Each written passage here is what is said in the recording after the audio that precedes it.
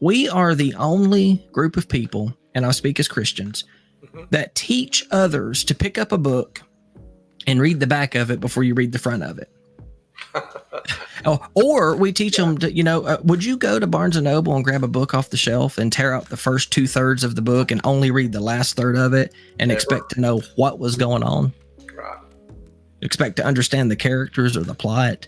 But modernity, Christianity, the last third of the book is more important than anything else. And we oftentimes tell people to read it first.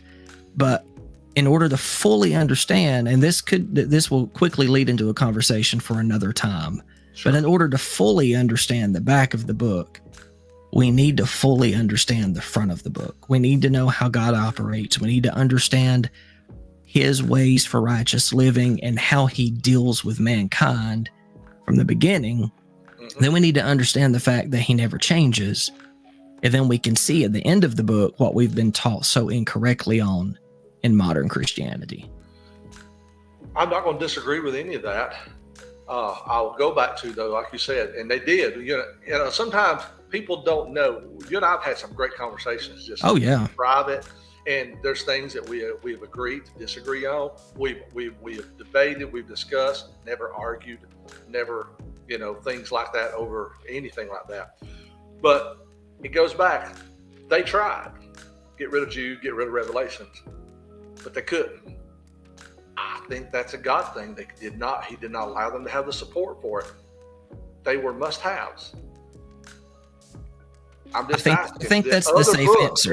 If there was some of the other books that was, like you said, must-have, could he not have caused those to be able to be in there like Jude and Revelation? Now, I do agree with you.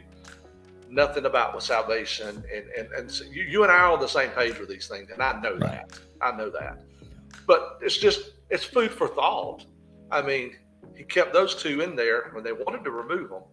It's obvious why they'd like to remove them. But he's like, no, it's not going to happen. I'm not going to let that happen. Just a question. Well, that same argument could be made for the way we found Enoch when we found Enoch. Yeah. I could say here, he gave that book back to us.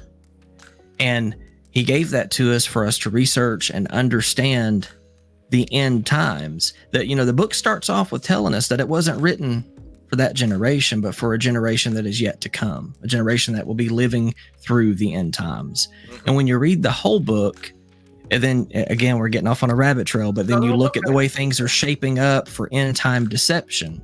Right. If you fully understand the book of Enoch and all of the things that come with it, such as biblical creation, you will be so safeguarded that you will never fall for the deception that will no doubt be very strong and very real in the last days. Right. So, yes, it could have been God keeping Jude and Revelation in there. But it also could have been God that let that rock hit the vase and crack open and find a full manuscript of Enoch and said, here, I'm giving this back to my remnant, to my people who will follow me in the end times.